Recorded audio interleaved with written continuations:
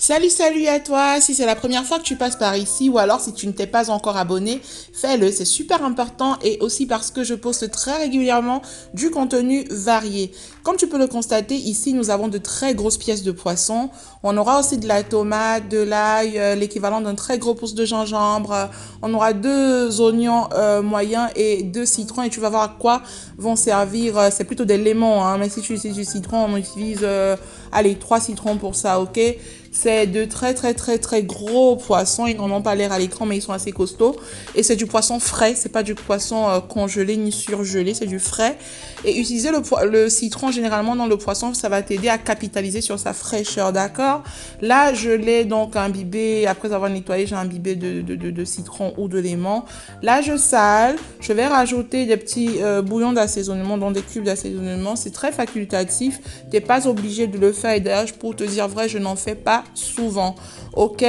Et puis voilà, tu vas bien masser ton poisson, tu vas bien insérer, voilà, le sel, le citron et le bouillon d'assaisonnement si jamais tu en mets. Tu as bien vu que j'ai entaillé mon poisson, donc ça permettra à l'assaisonnement de bien pénétrer parce que c'est de très grosses pièces.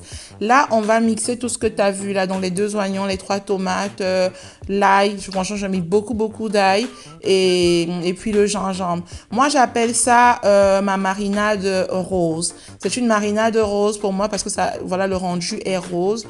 Donc, je vais faire pénétrer partout dans le poisson. Tu peux décider de faire cette opération la veille et donc faire ton poisson le lendemain. Donc, d'assaisonner la veille. Moi, je l'ai assaisonné directement au moment où je devais enfourner le poisson. Mais ça marche tout aussi bien si tu le fais la veille. D'ailleurs, je fais souvent ça la veille, ok?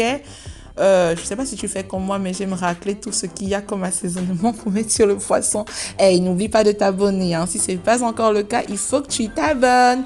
Là, j'utilise de l'huile de colza. Tu peux utiliser de l'huile d'arachide, voilà, ou l'huile qui te plaît, hein. Je vais, voilà, subtilement arroser mon poisson comme ça.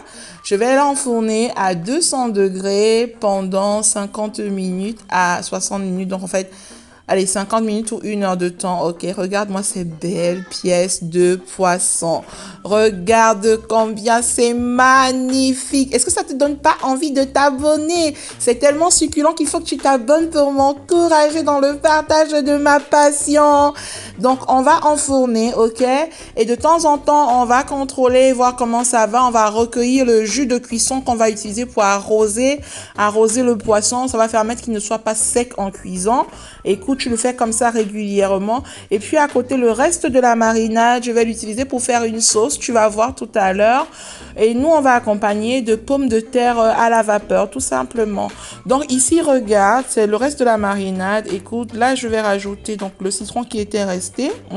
C'est important que tu le fasses comme ça. Et je vais aussi ajouter du sel, tout simplement. Et je vais cuire ça comme ça à feu moyen pendant une quinzaine ou une vingtaine de minutes. Tout simplement, ok? Je ne sale pas trop la marinade parce que je sais que j'ai déjà salé le poisson. Donc, quand on va accompagner le poisson avec... Après, j'ai envie de te dire que ce poisson, quand il cuit, franchement, avec ou sans sauce, il est super bon parce que tu as vu, il y a beaucoup de jus de cuisson.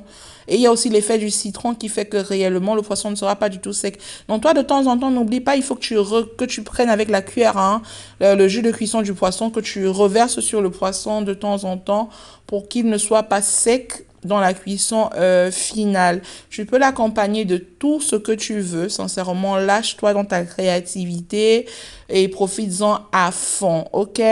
Moi, je te dis miam miam et à bientôt pour d'autres recettes toujours aussi faciles. Surtout, abonne-toi, hein? Abonne-toi, partage, laisse-moi des likes.